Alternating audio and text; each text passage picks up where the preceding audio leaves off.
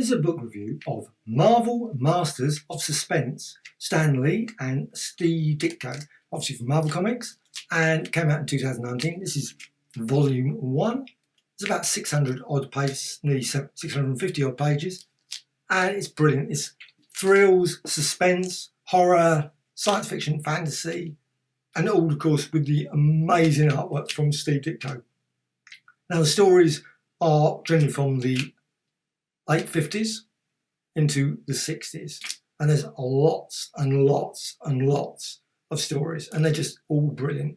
One good thing about this book, well, lots of good things about the book. One, the colour, restoration, all superb. But I love looking at Steve Ditko's artwork and how all the various, of course, there's a lot of different styles in it, even though I don't know who did the inking, and some of it I'm certain was Steve Ditko did the inking. It doesn't actually ever say. Obviously, it says the letterer, so I assume the inking was done, but it does. There's quite a bit of variety, and there's a lot when you flick through this book. Lots of work you think, oh, I can see Doctor Strange coming later, or I can see Spider-Man, because there's lots of people in it. You think, oh, that looks like Aunt May, that looks like Peter Parker, that looks like Jonah Jameson, and those sort of things. And I just love this book. It's a very, very decent quality book. And just first thing, I'm just going to go through. But Journey in Mystery, number 33. There's a lot of Journey in Mystery, strange tales, tales of suspense, tales, blah, blah, blah. And the first one was 1956. And there's quite a few pages of content you can see. I'm just going through there. And it finishes on December 1961. Now, volume 2 continues on with the stories. And it's all complete in job code order, as far as I'm aware. So you get these job codes. So H858, you see that. And then now the style of some of the artwork, it does change quite a bit, but you can still see Ditko shining through every time. It's one of those artists you definitely, if you pick up a comic book, you think, oh, that's Steve Ditko. Might have inked it, you might have also, but you can always recognise that Steve Ditko look. Definitely. And it's got a great selection of stories. I say it's suspense, that covers a whole range of things. Many are just fantasy stories, but they're lovely ones where you've got people that go back in time, go forward in time, go to the edge of the universe. They turn out, there's people who think there's a Martian invasion happening, or there has been a Martian invasion that's happened. Also, abominable snowmen stories. I captured the abominable snowman. Lots of unusual trapped between two worlds. Now, that really does look like a Doctor Strange story. The Little Lost Planet.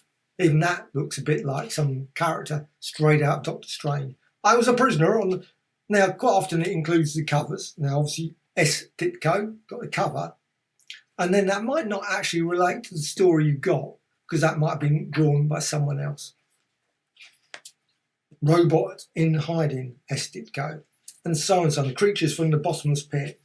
It's just story. Many of these are at five pages, or even sometimes like 1 or 2. Some are very short.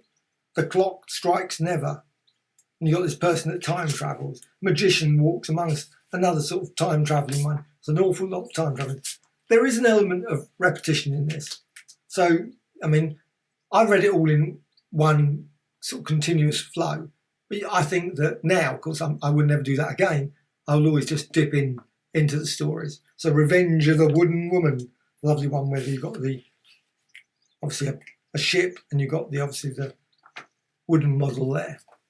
And you've got another wooden so there's even 2 stories on, there's basically a prisoner of this sort of, you've got the accursed tree and tree. So again, you've got that lovely Tangly artwork that Ditko was superb. And I just think just the mannerisms, the expressions, everything about the stories are just brilliant. The colouring is superb throughout this.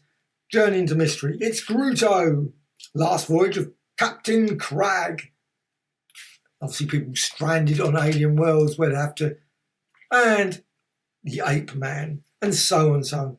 Or people who get magic sticks, or go to a magician or an old witch in a broken down part of the... Probably never a good idea, because you always end up having more problems than it's worth. But you wouldn't have a story otherwise. And I just loved it. Now, the only criticism I have of this book is the bonus material at the back was not particularly substantial. There's a few examples. I'm not saying it's terrible, but it's it could have been so much more. I'm certain they could have added a lot more brilliant bonus material, but some original art pages, also some covers of various reprints and things, but that's that. But I think this is just brilliant. Steve Ditko, I love his work. So this was, for me, a must buy. As soon as I heard about it, yeah, Steve Ditko. I wish they would bring out books, obviously Don Heck, John Maneely, Bill Everett, and many, many others. It'd be lovely to see those sort of collections. And I'll do a review of book volume 2. But volume 1, superb, superb, superb, superb.